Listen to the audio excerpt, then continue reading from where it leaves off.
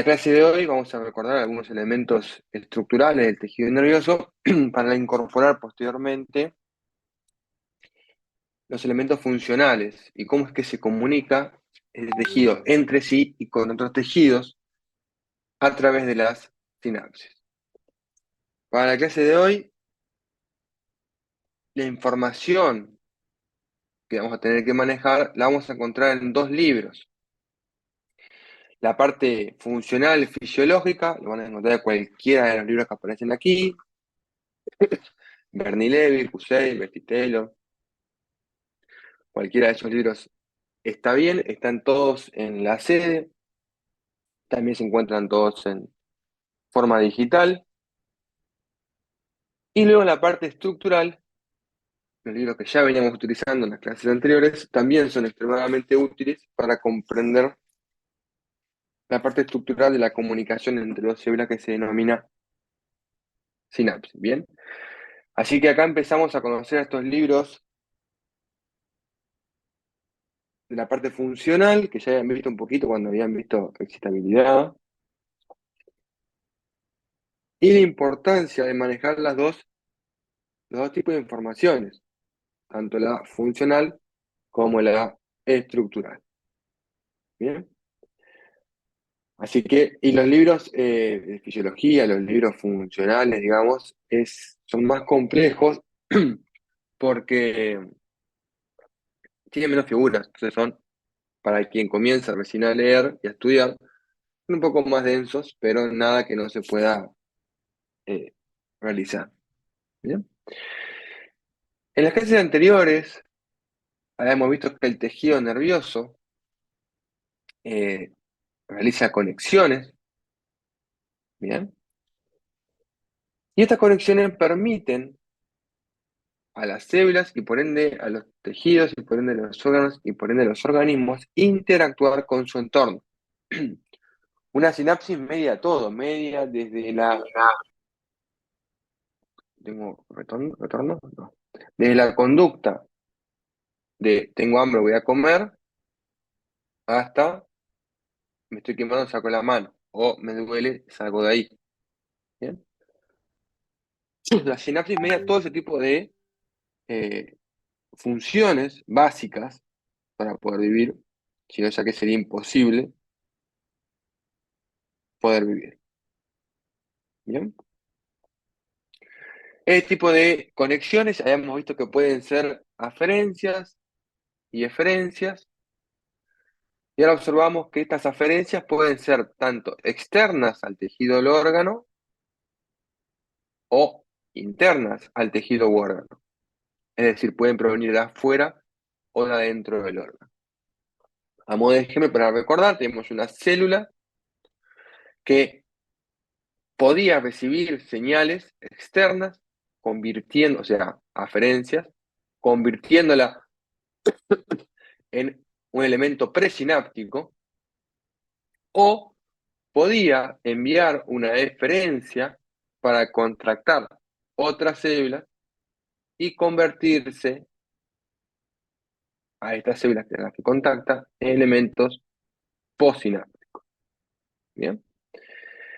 Esto por lo general se hace a través de un axón y existen, como ya hemos visto, determinados tipos de sinapsis. Hemos visto que había muchísimos tipos de sinapsis, tanto axosomáticas, axodendríticas y axónicas, pero además, estas son las tres que vamos a utilizar, pero existen muchísimos tipos más de sinapsis. Hay sinapsis dendrodendríticas, somatosomáticas, es decir, que la sinapsis no se da siempre a través de un axón, sino que se puede dar a través de las dendritas, se puede dar a través de los somas, pero en el curso nos vamos a centrar solamente en aquellas sinapsis que tienen lugar en los axones.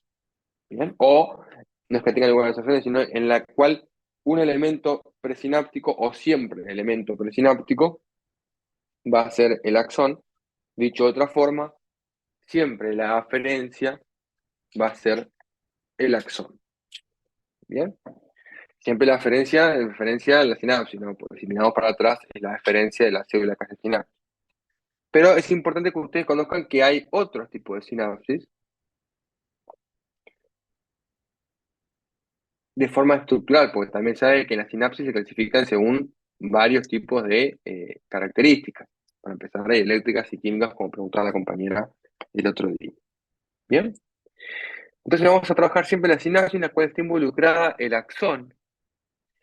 Y si bien acá no vamos a trabajar sobre la sinapsis eléctrica, el concepto funcional es exactamente el mismo.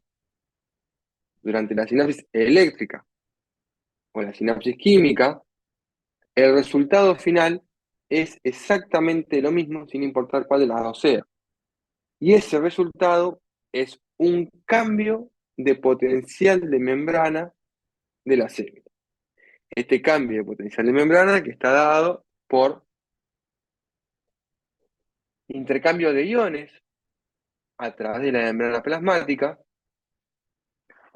y que se puede desencadenar de forma química a través de neurotransmisores o de forma eléctrica a través de cambios de potencial inducidos por canales. Bien, habíamos observado algunas características de esta sinapsis, que su velocidad estaba vinculada con el diámetro del axón, que este axón se podía despolarizar y repolarizar para volver a establecer su potencial de membrana, y que este establecimiento del potencial de membrana consume energía.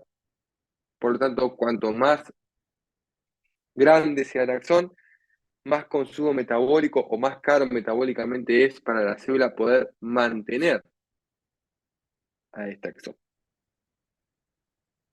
Y desde el punto de vista estructural,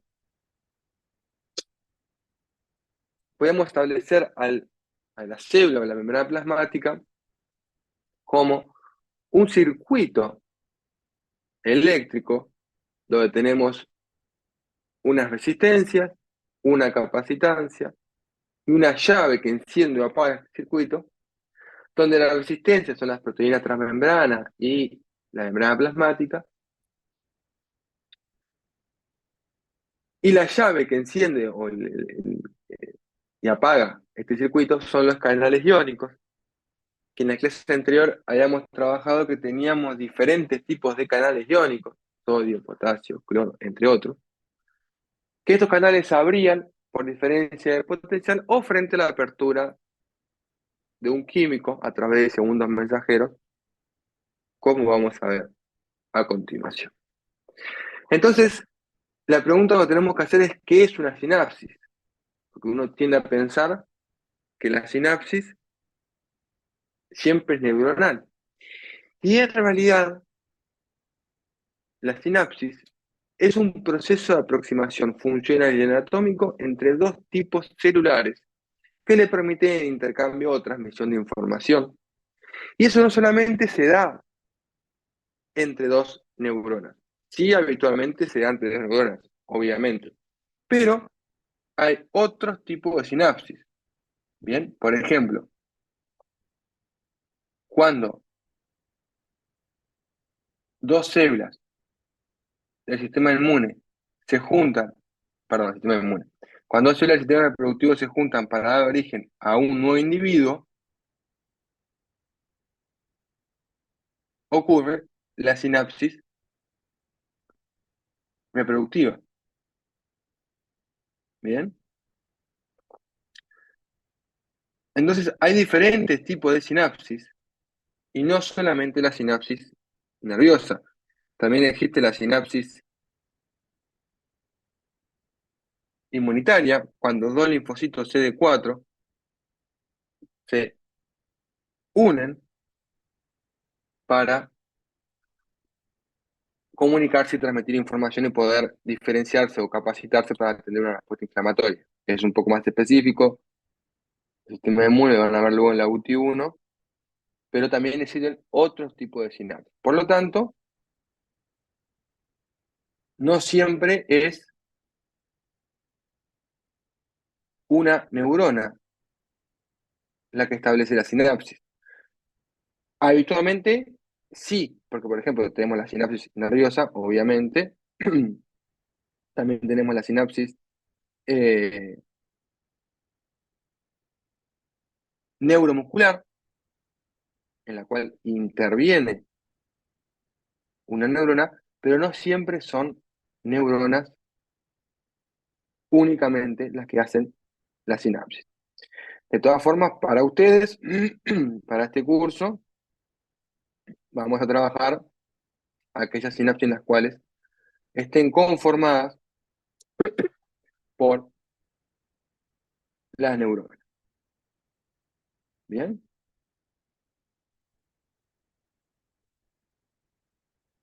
Estas neuronas que pueden tener o pueden ser, pueden ser elementos presinápticos o elementos postsinápticos.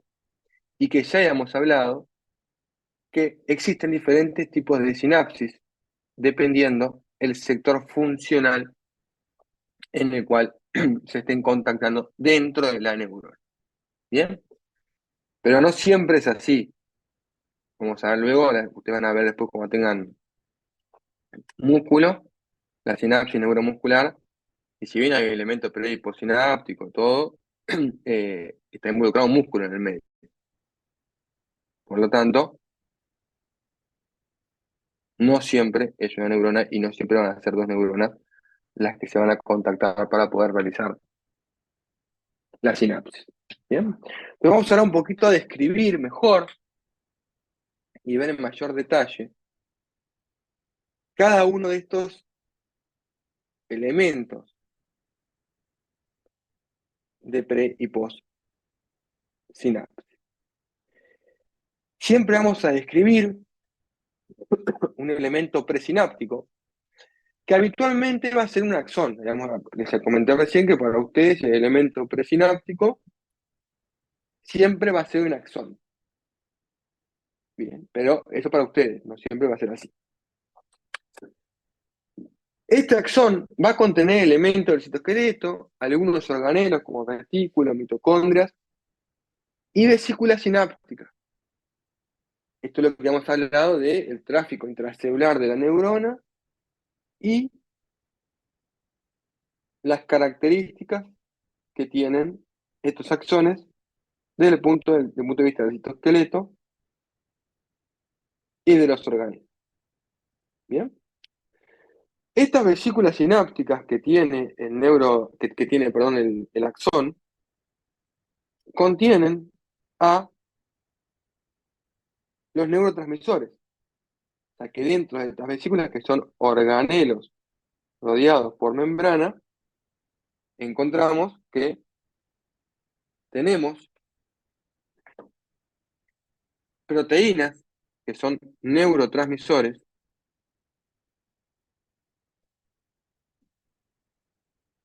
que van a ser quienes van a desencadenar la sinapsis química entre las dos células, o en este caso entre las dos neuronas. ¿Bien? Estas neurotransmisores, que son proteínas que se encuentran dentro de organelos rodeados por membranas, las cuales se denominan vesículas, se van a liberar a la hendidura sináptica, como pueden ver aquí en la imagen. ¿Bien? Esta hendidura sináptica es un pequeño espacio entre dos células, es el espacio extracelular, o sea que acá habría matriz extracelular. Y esto es importante comprenderlo y recordarlo, porque se acuerdan que yo les dije que el, el tejido nervioso tenía muy poca matriz extracelular. Sí, eso es verdad, pero piensen que en cada sinapsis hay una hendidura presináptica que contiene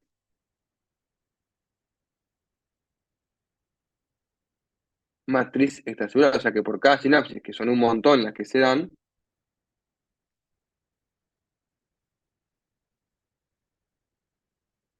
hay matriz extracelular, entonces a mayor cantidad de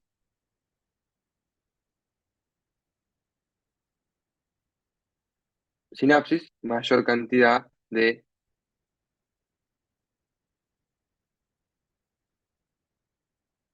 matriz celular.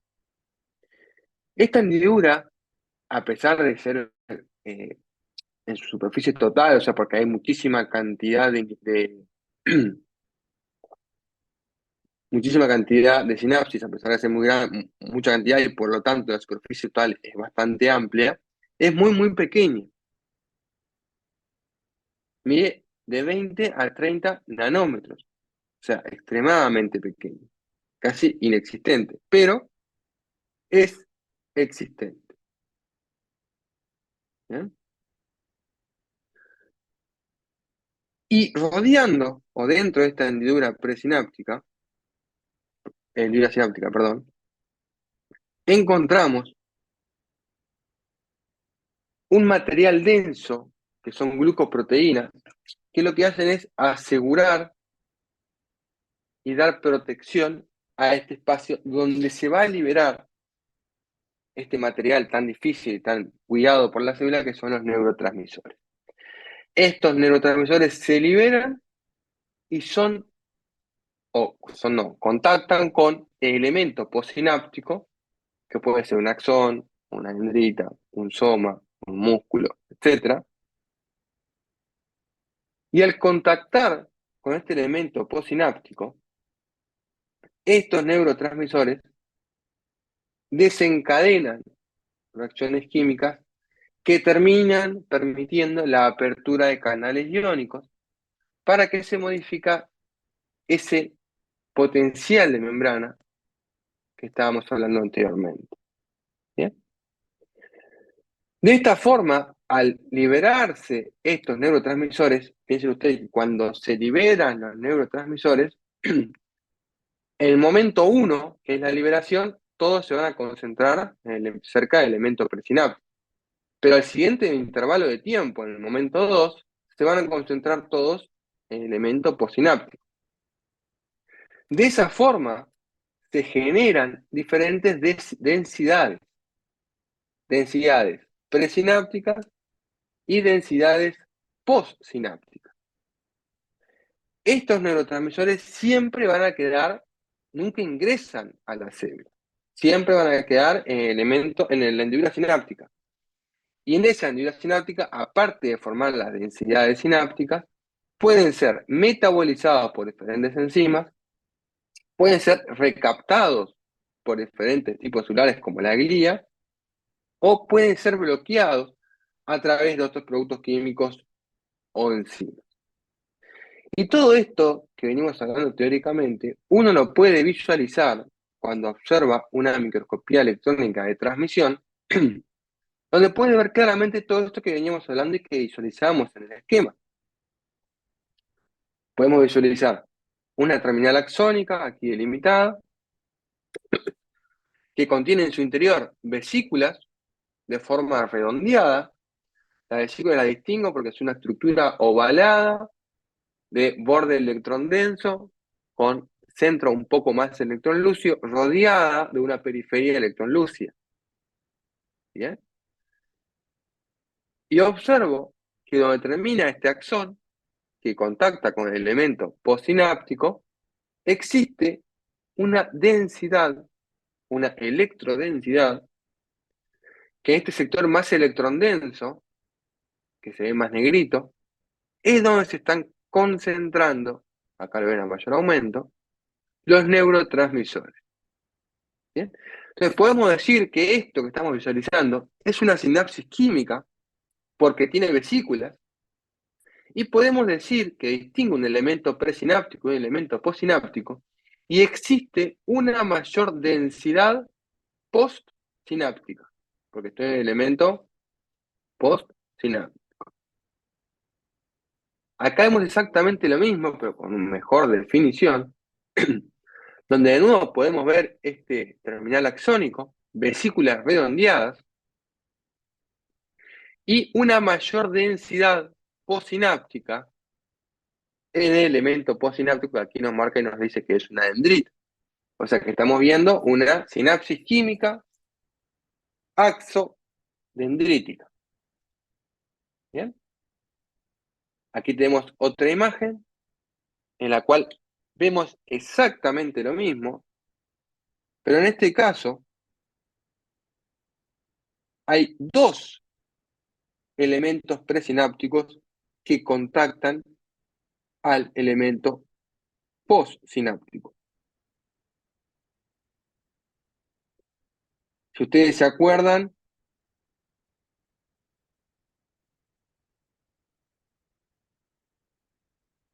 teníamos en la sinapsis o en la potencial de acción la sumatoria temporal y la sumatoria espacial. Aquí estamos teniendo una sumatoria espacial, porque tenemos dos elementos presinápticos que contactan a un elemento presináptico, perdón, a un elemento postsináptico, a la misma vez en dos diferentes lugares. Y al observar esta sinapsis, aparte de que puedo ver la sumatoria espacial, puedo ver la vesícula, por lo tanto digo que es química, puedo observar que tenemos una densidad postsináptica mayor a la densidad presináptica. Entonces, como ustedes pueden ver, toda esta información la pueden sacar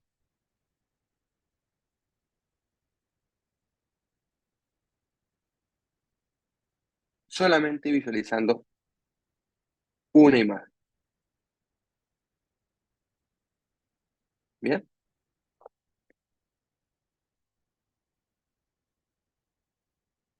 Por lo tanto, es importante saber describir y saber visualizar cada una de estas imágenes, ya que nos puede dar muchísima información sobre lo que estamos visualizando.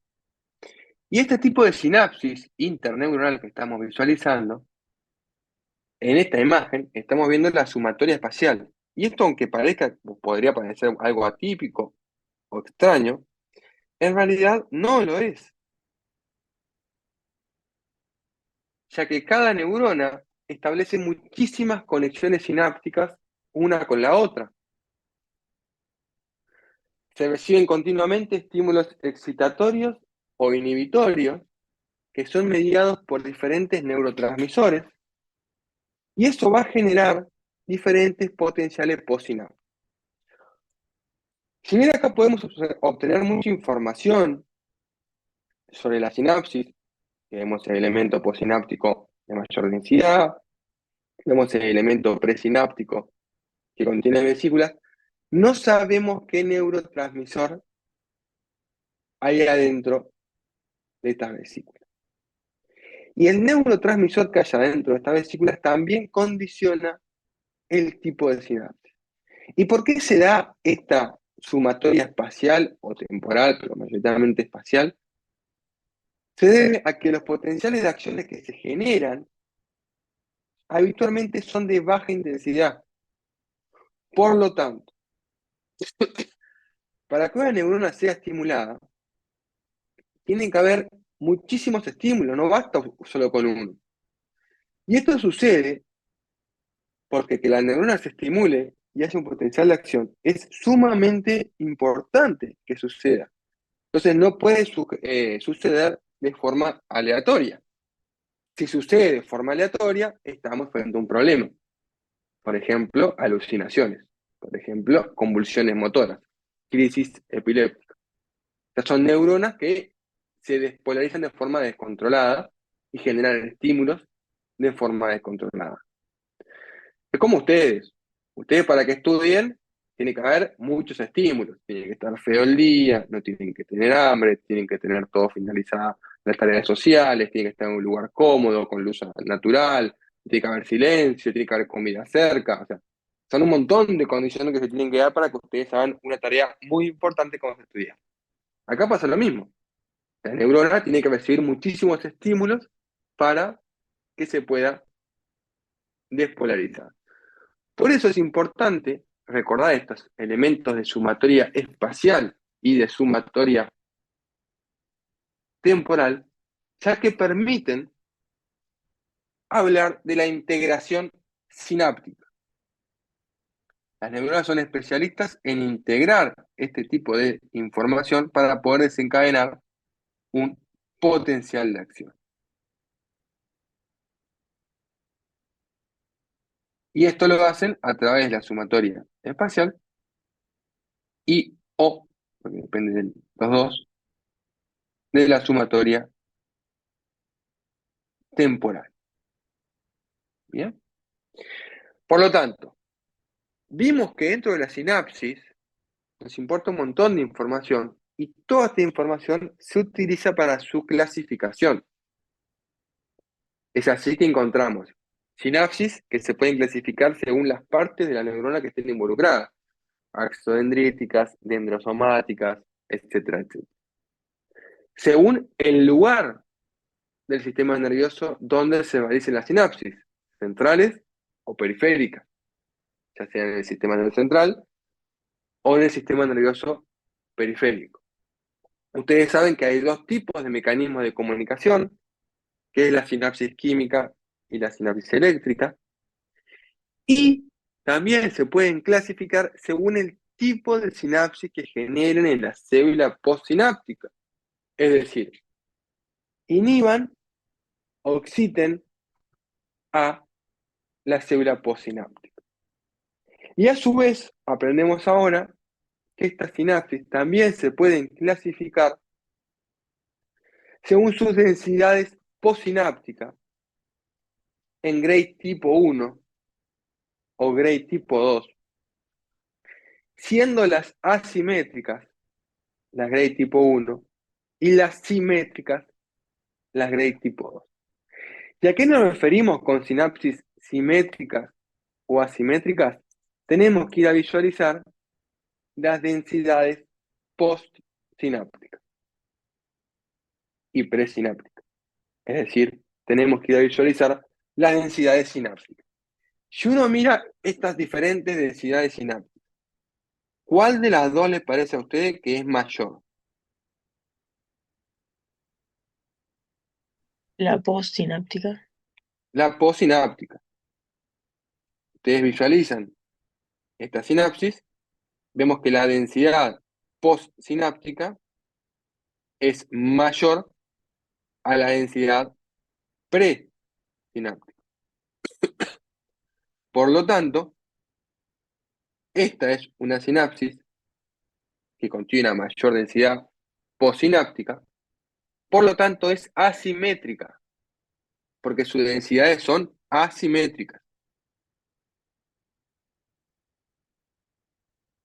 No son iguales. Simétrico quiere decir igual. Esta sinapsis es asimétrico. Tenemos una densidad que es mayor que la otra, por lo tanto es asimétrico. Si las densidades fueran iguales, como vamos a ver más adelante, esta sinapsis sería simétrica. ¿Bien? Vamos a ver un poquito ahora para diferenciar brevemente las diferencias entre sinapsis química y sinapsis eléctrica. En la sinapsis química existe todo lo que veníamos hablando: vesícula sináptica, hendidura sináptica, elemento pre y postsináptico.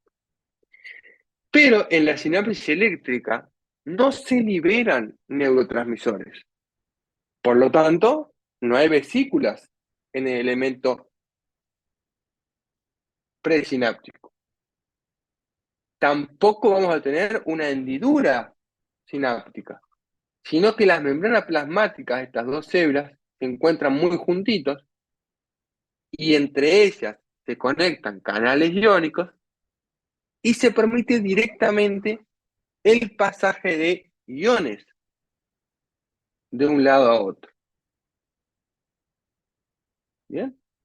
Entonces, en la sinapsis eléctrica no hay vesículas, porque no hay neurotransmisores, y no hay hendiduras sinápticas.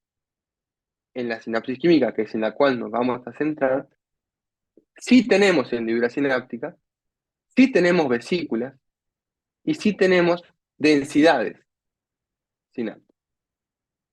Habíamos visto que podíamos clasificar a las neuronas según las densidades sinápticas. ¿Qué les parece a ustedes de estas sinapsis que están acá? Elijan una y díganme si es química o eléctrica y por qué.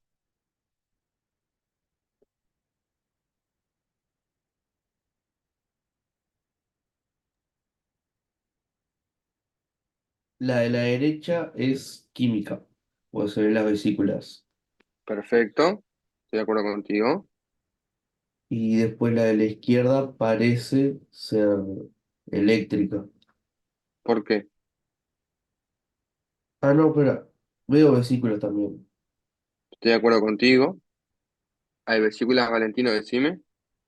Porque no se ve ninguna electrodensa en la hendidura. No se ve ninguna electrodensa, ninguna electrodensidad, o sea, no ves ninguna densidad post o presináptica, eso me estás queriendo decir. Sí, eso. Está. Santiago. Yo diría que, bueno, la derecha es química y es tipo uno porque está simétrica. Y Perfecto, brillante. la de la izquierda podría ser simétrica, porque en realidad la zona electrondensa es igual en la parte presináptica y postsináptica. Yo creo que es química porque hay vesículas, pero, por ejemplo, acá no vemos si hay o sea, si hay varios potenciales en el mismo tiempo, digamos. O sea, hay una acumulación espacial. En caso de que haya comunicación espacial y hayan varias neuronas, tipo membrana con membrana, ahí sí podrían haber eléctricas o no. Sí, está perfecto. Está muy bien todo lo que decís. Una pequeña corrección nomás. Tú acá potencial de acción no ves, porque no estás midiendo cambio de potencial. Bien. Pero está perfecto lo que tú decís. De hecho, yo no sé si voy a mostrar, pero ya que tú lo decís, Santiago, lo vemos. Vamos a ver la imagen, primero la más fácil, que es la de la derecha. Creo que a nadie le queda la duda, que acá veo vesículas redondeadas, veo una densidad postsináptica, veo una hendidura sináptica, por lo tanto, sinapsis química asimétrica de Gray tipo 1, totalmente de acuerdo con lo que comentaban. Y cuando me ve la imagen de la izquierda, observo que tengo un elemento presináptico que contiene 3 mitocondrias y también veo vesículas. Por lo tanto, es química. ¿Bien? Veo una hendidura sináptica, confirmo nuevamente que es química. Esto que está marcado con la P seguramente sea elemento postsináptico, pero no hay una densidad mayor que la otra. Ambas densidades son iguales. Por lo tanto, esto sería una densidad, perdón, una sinapsis simétrica o de Gray tipo 2. Y ahí lo que decía Santiago trajo un concepto muy importante que es el concepto de la integración sináptica, donde nosotros siempre vamos a centrarnos y vamos a ver una sinapsis. Pero como dijimos anteriormente, las células no reciben una única sinapsis. Están todo el tiempo recibiendo muchísimos tipos de sinapsis, tanto inhibitorias como excitatorias, tanto químicas como eléctricas, toda la vez. Miremos el elemento presináptico. Aquí vemos que va a estar sucediendo una sinapsis química, pero si miramos aquí o aquí, podemos ver que estas membranas, estamos de acuerdo que este elemento postsináptico termina acá, ¿verdad? Y acá empieza otro. Esto es otro elemento sináptico. No sé si es pre o es post, no importa. ¿Verdad? Este elemento sináptico se contacta con este elemento sináptico a través de estas fusiones de la membrana. Muy parecido a lo que está pasando acá. Entonces, en esta sinapsis que estamos visualizando, este elemento presináptico que es químico, acá están sucediendo dos sinapsis eléctricas. Y las sinapsis eléctricas las diferenciamos porque justamente se pegan las membranas de ambos elementos sinápticos. Aquí podemos verlo mejor. Fíjense cómo estos elementos sinápticos se encuentran pegados las membranas una con la otra, acá tenemos a mayor aumento, y permiten el pasaje de iones a través de los canales iónicos que se encuentran presentes en ambos tipos de membranas celulares. Por lo tanto, la sinapsis eléctrica es una continuidad citoplasmática de ambas células. Se juntan tanto las membranas que hay una continuidad donde se permite el pasaje de iones a través de los canales iónicos, que estos canales iónicos son uniones intercelulares tipo gap, ¿bien? Y que permiten este pasaje de iones. Obviamente, el pasaje de iones va a generar un cambio de potencial en la célula. Y eso va a generar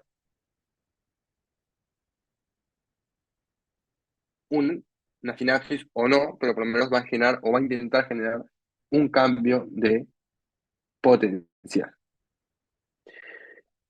Esta sinapsis eléctrica permite la sincronización de varias células, porque es mucho más veloz que la sinapsis química y permite que todas las células reciban la señal a la misma vez.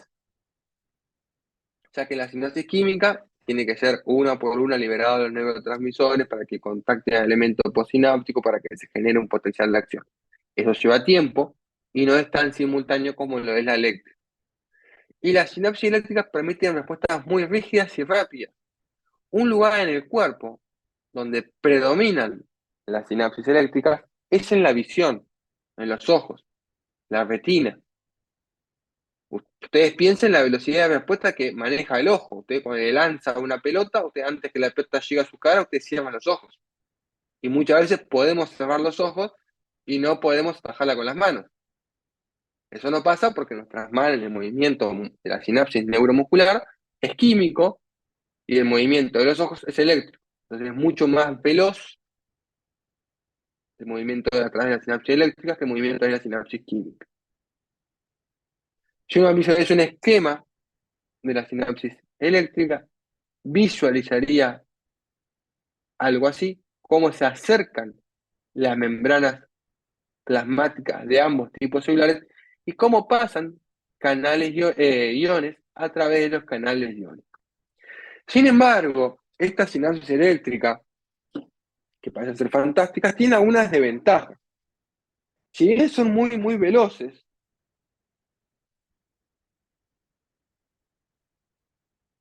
son bidireccionales. O sea, van en dos direcciones. Pueden ir tanto hacia el elemento presináptico o hacia el elemento postsináptico. Y esto se da porque solamente se necesita el pasaje de iones y nada más. Todo lo demás no es necesario. No se necesita que haya una liberación de transmisores ni nada por el estilo. Por lo tanto, no hay densidades sinápticas. No se observa ninguna densidad sináptica. Fíjense aquí la velocidad que maneja la sinapsis, donde podemos ver eléctrica, donde podemos ver el potencial de membrana del elemento presináptico. O sea, acá ocurrió el estímulo, el elemento presináptico, este que está acá. Y fíjense que casi no hay retardo. O sea, una vez que sucede, también sucede en el postsináptico. El retardo es mínimo, es menor a 0,1 milisegundo. O sea, es muy veloz. Por contraste, las sinapsis químicas suelen ser más lentas, demoran 0,3 milisegundos. Son unidireccionales, es decir, que van siempre en una dirección. Presentan la hendidura sináptica en la cual se acumula el neurotransmisor, que es el mediador químico que va a generar el cambio de potencial. Encontramos en el elemento presináptico a las vesículas, y estas vesículas vamos a ver que se pueden clasificar según diferentes formas. Y la sinapsis química, al ser utilizados los neurotransmisores, permite mayor plasticidad. Porque en la sinapsis eléctrica, para que suceda, yo siempre preciso que haya un potencial. ¿Bien? Ahora, en la sinapsis química, Una vez que ocurre el potencial, yo puedo seguir liberando de forma indiscriminada neurotransmisor y la sinapsis se va a seguir formando. Por lo tanto,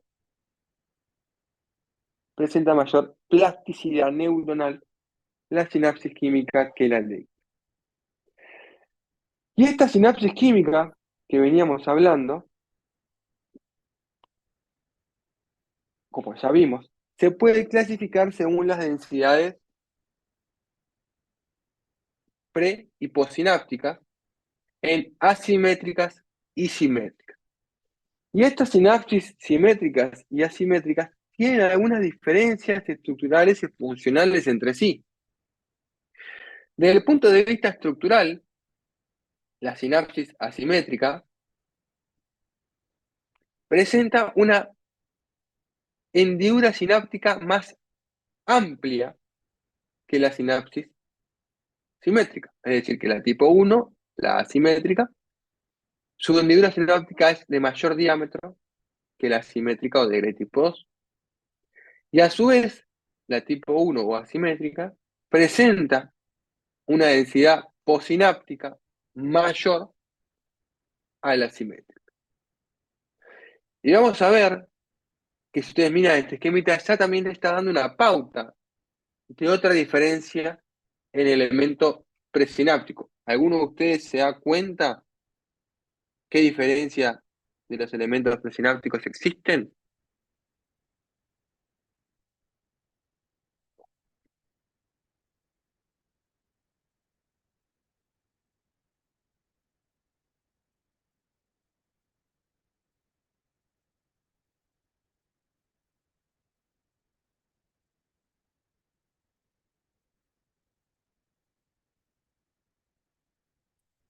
¿Visualizan algo en el elemento? ¿Es debido a las vesículas? Bien, ¿qué ves en las vesículas? De verdad. La ¿Eh? forma, por ejemplo, es distinta. La forma es distinta, perfecto. Ya pueden ver que dentro de la sinapsis simétrica o asimétrica tenemos diferentes formas de vesículas. La sinapsis simétrica o de Gray tipo 1, las vesículas suelen ser más redondeadas, mientras que las asimétricas, perdón, mientras que las simétricas suelen ser más planas estas vesículas. Entonces vamos a ver ahora que ya vimos que tenemos diferentes tipos de densidades, la sinapsis química obviamente, diferentes tipos de vesículas. Vamos a ver cuál es el mecanismo de liberación de todo este tipo de estos neurotransmisores, ya que para que se dé la sinapsis se tienen que dar una serie de pasos. El primer paso es que las vesículas tienen que llegar a la terminal presináptica. ¿Bien? Recuerden que, bueno, todavía no hay una síntesis de proteína, pero la síntesis de proteína se da en el citoplasma de la célula, en el soma, y en este lugar se tienen que transportar estos neurotransmisores, que son proteínas, hacia el axón. Recuerden que tenemos axones tan largos como 1 metro a veces. Entonces, primero tiene que llegar a través de las dineinas y quinesinas, sobre todo de las quinesinas, las vesículas con neurotransmisores, que estas vesículas van a viajar por los microtúbulos. Una vez que llegan, ahí, tienen que ser almacenadas en vesículas. Luego que estas vesículas aquí están llegando, están almacenadas en vesículas, están llegando. Una vez que están aquí en el terminal presináptico, tiene que haber un potencial de acción que determine la liberación de estas vesículas. Por lo tanto, cuando llega el potencial de acción, ese cambio de potencial va a determinar que se abran unos canales de calcio dependientes de voltaje, porque al cambiar el voltaje cambia el potencial de acción. Y este calcio que ingresa hacia adentro de la célula, a la terminal presináptica, provoca y genera que las vesículas donde están los neurotransmisores se fusionen con la membrana plasmática y determinen la liberación de los neurotransmisores hacia la hendidura sináptica a través de un proceso que se llama exocitosis. Una vez que se liberaron los neurotransmisores por exocitosis, estos neurotransmisores se van a unir al receptor de neurotransmisor que se encuentra en el elemento postsináptico. Y esta unión neurotransmisor-receptor va a determinar una serie de mecanismos de segundos mensajeros que va a ocasionar la apertura de canales iónicos. Al abrirse los canales iónicos, va a permitir el pasaje de iones, se va a despolarizar la célula y el elemento postsináptico va a cambiar su potencial, va a transmitir todo este potencial a través de la célula y se va a generar otra sinapsis en su elemento, en su eferencia. Todos estos pasos que yo estoy comentando pasan en 0,3 milisegundos. O sea, es extremadamente veloz. Obviamente, la sinapsis eléctrica es mucho más veloz. ¿Bien?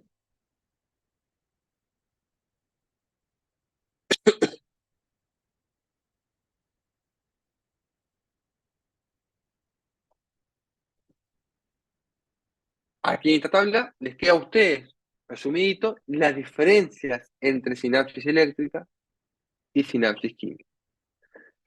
Pero me quiero seguir centrando en la sinapsis química para seguir hablando de los neurotransmisores, que son estas sustancias que se liberan y que contactan con el receptor. Estos neurotransmisores existen de diferentes tipos y se pueden clasificar de diferentes formas. Un neurotransmisor es toda sustancia química liberada por un elemento presináptico que se une a receptores habitualmente ubicados en el elemento postsináptico y que generan una acción en ello. Existen muchísimos de neurotransmisores. Los más comunes están acá. Serotonina, lo que ustedes hablan de la generación Z, como es la hormona de la felicidad, acetilcolina, la sinapsis neuromuscular, glutamato, la sinapsis excitatoria, GABA, la sinapsis inhibitoria. Hay muchísimos más. Cuando ustedes no, cuando la gente o algunas personas consumen THC, THB, entre otras drogas, están consumiendo neurotransmisores. Cuando uno se come un hongo, está consumiendo sustancias tóxicas, que son neurotransmisores, que van a generar sinapsis en las neuronas y uno va a terminar alucinando. Uno alucina porque están estimulando de forma descontrolada las neuronas. Cuando uno consume alcohol, está consumiendo neurotransmisores, que ese alcohol bloquea a los receptores, el alcohol actúa a este nivel, bloqueando receptores, entonces no puede haber sinapsis, entonces estamos más lentos, estamos inhibidos, tenemos toda la confianza del mundo, porque están bloqueando sinapsis. Entonces hay neurotransmisores que promueven que ocurra la sinapsis y hay neurotransmisores que inhiben la sinapsis. Los psicofármacos también son neurotransmisores. La duloxetina, la sertralina, la alprazolam, clonazepam, diazepam, lo que hacen es inhibir receptores para que no haya neurotransmisores. Y estos neurotransmisores se pueden clasificar según diferentes tipos. Tenemos neurotransmisores pequeños o clásicos que siempre se sintetizan en la terminal presináptica y se almacenan en vesículas pequeñas. Algunos ejemplos son las acetilcolina, el glutamato, GABA, dopamina, adrenalina, serotonina, etc. Y también tenemos neurotransmisores que son péptidos neuroactivos, que habitualmente se sintetizan en el soma y son posteriormente transportados hacia la terminal axónica. Acá dice agónica, debe decir axónica. Ejemplos son la oxitocina, la vasopresina, entre otros.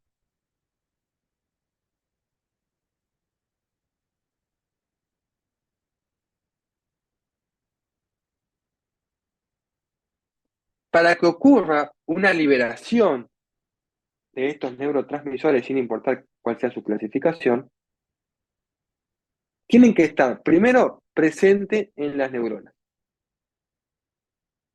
Segundo, o sea, tienen que estar presentes en la neurona presináptica, ¿no?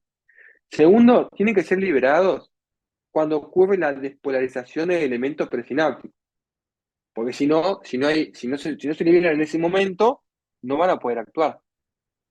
Y tercero, estos neurotransmisores tienen que generar una acción específica para el receptor que se encuentra en el elemento postsináptico, si no, no es sinapsis.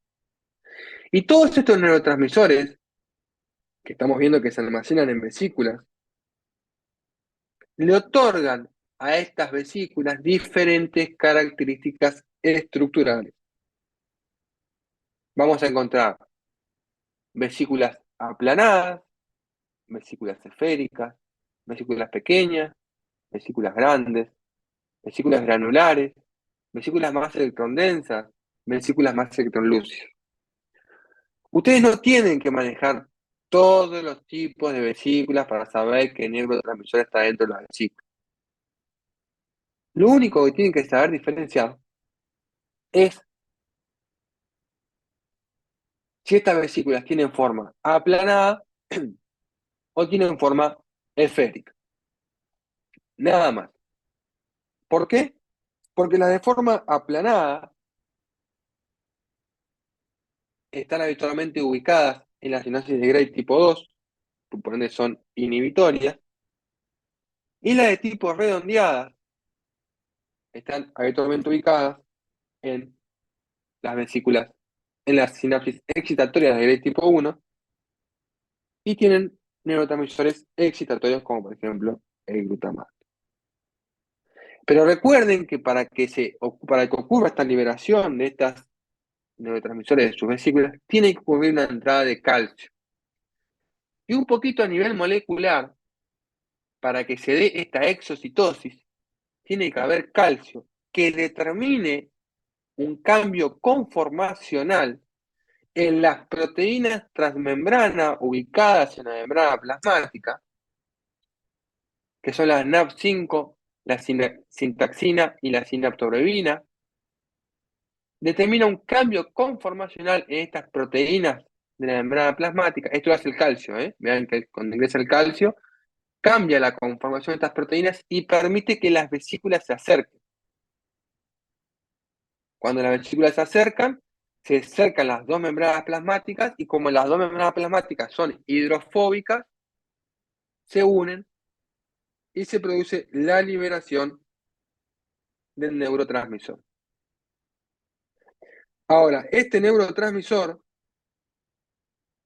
va a generar una respuesta postsináptica que no depende de él, sino que depende de los canales o de los receptores a los cuales contacte. Y los receptores postsinápticos se clasifican en ionotropos y metabotropos. Los canales ionotropos son aquellos en los cuales llega el neurotransmisor, se abre el canal, neurotransmisores verdes, se abre el canal y permite pasaje de iones. Es como quien mete la llave para abrir una puerta. Eso es ionotropo. En el metabotropo se genera una acción metabólica.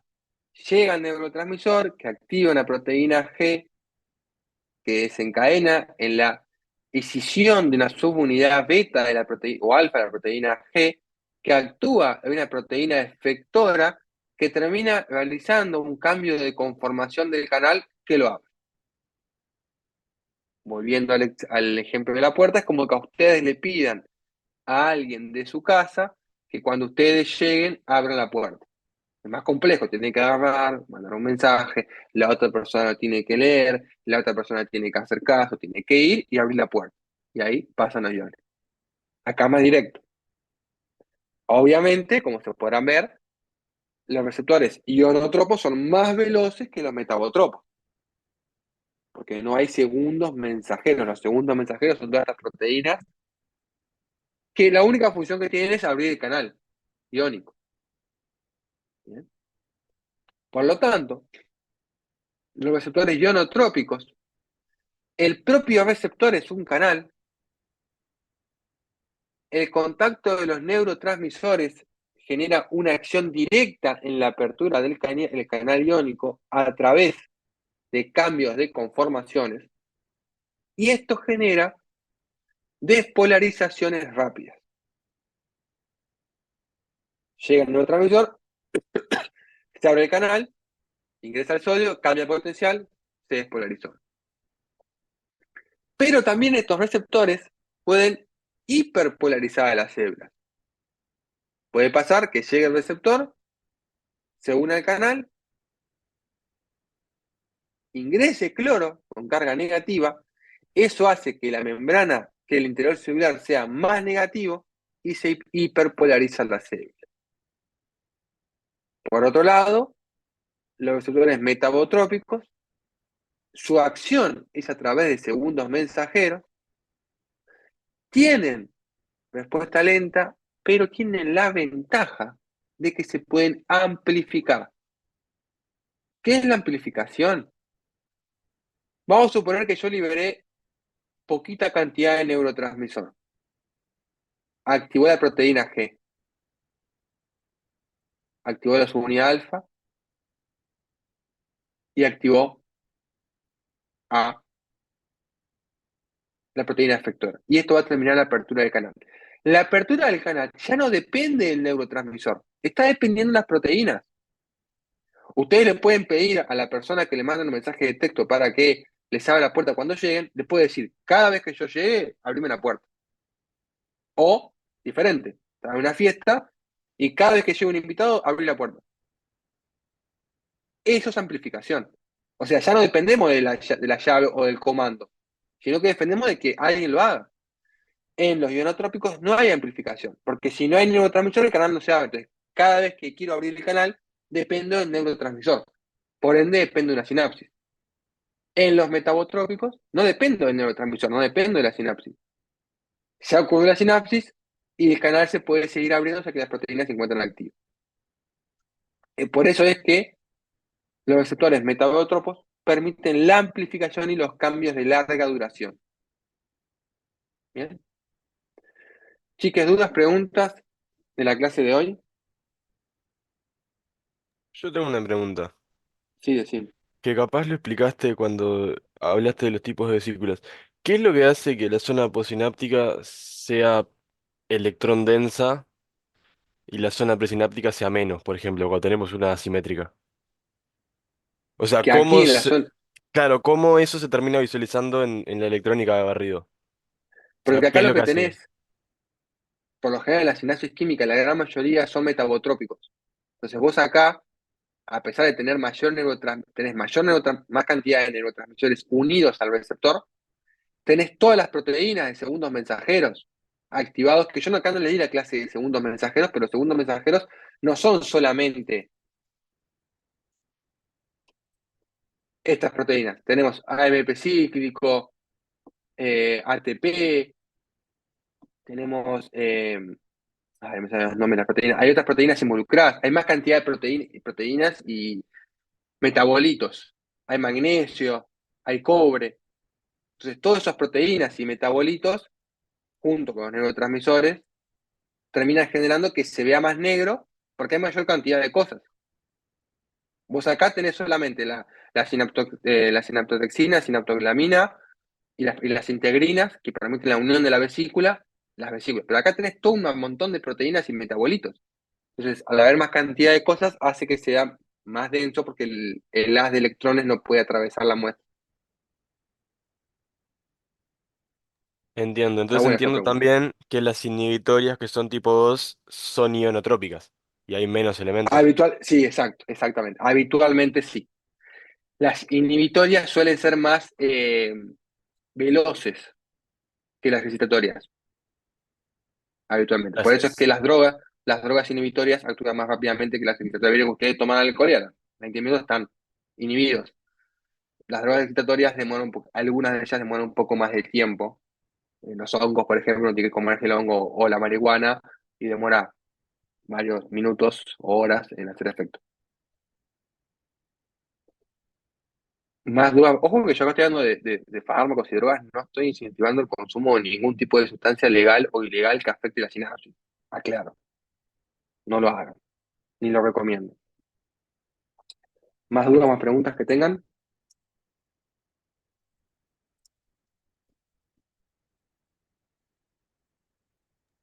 Al parecer, ¿no?